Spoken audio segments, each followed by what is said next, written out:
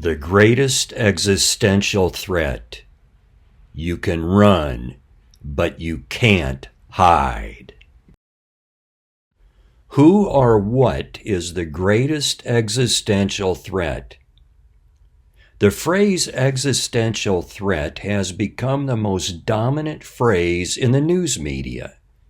Journalists, celebrities, politicians, entertainers, and foreign operatives have employed this phrase to promote their political ideologies and increase their influence.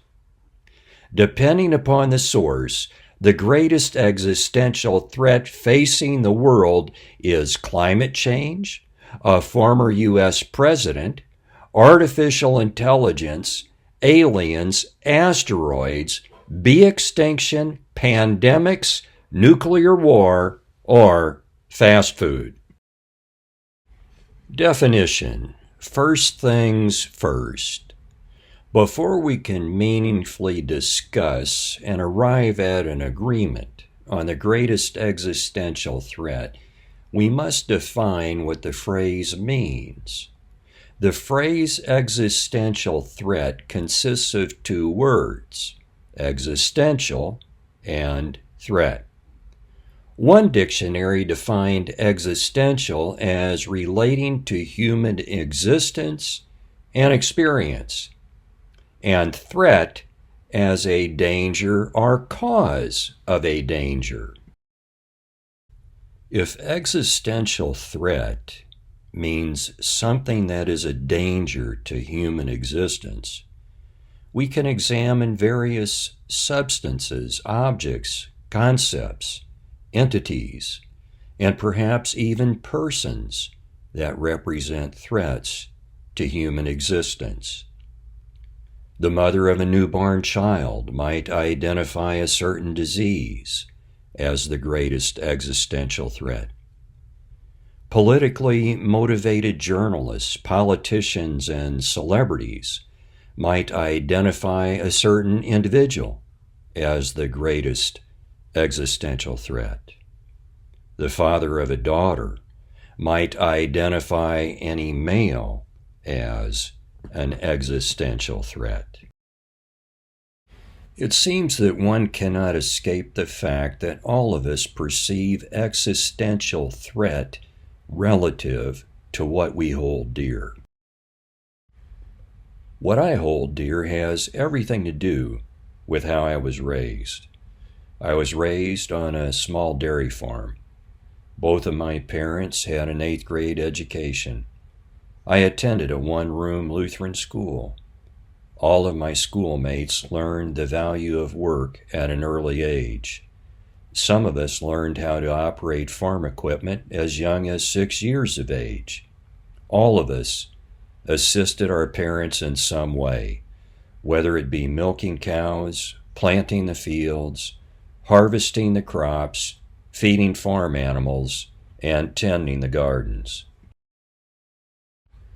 While many invoke the word community to further some sort of political agenda, where I was raised, there was a sense of duty to one's family and a sense of duty to one's neighbors.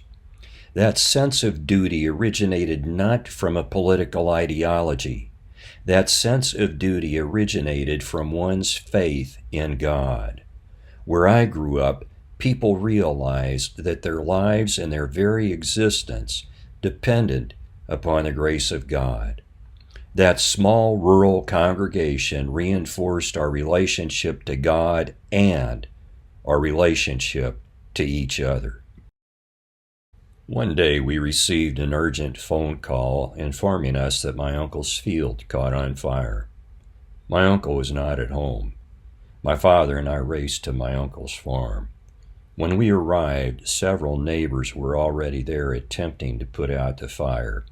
Some of the neighbors took over the kitchen in order to prepare food for those in the field. My uncle, a single man, was not the most hygienic person in the area. Therefore, the neighbors set about cleaning the food preparation area before preparing the food.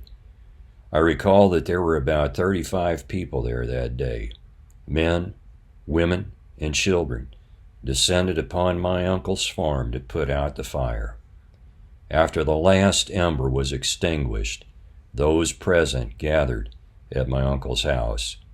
We had a prayer thanking the Lord we were able to put out the fire, and asked the Lord's blessing on our meal and fellowship. Then my uncle arrived.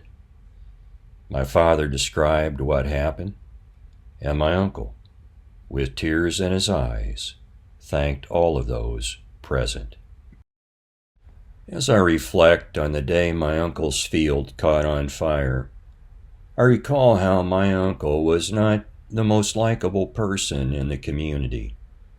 Nevertheless, neighbors descended on his farm and worked to put out the fire. To borrow a phrase from ancient literature, all of the neighbors acted as one man. That is, they were of one mind and unified in action. They did not derive that oneness of mind and unity of action in support of a neighbor from a political ideology. Their oneness of mind and unity of action in support of a neighbor runs counter to many news reports we hear nowadays of people not helping someone in trouble because they are waiting for someone else to take action. The source of oneness of mind signifies the purest, most sacred treasure in life. When man rejects the source of oneness of mind, man rejects the source of life. The Olympic Games of 2024 reinforced what happens when nations and people reject the source of life.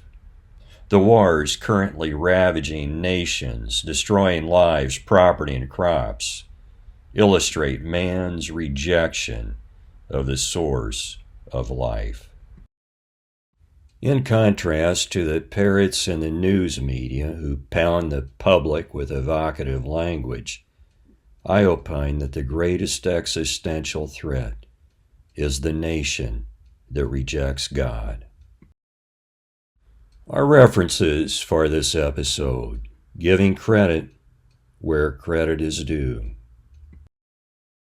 Thank you for watching. Please subscribe and share the episodes. Produced by Sheepdog and Shepherd, watching out for your soul.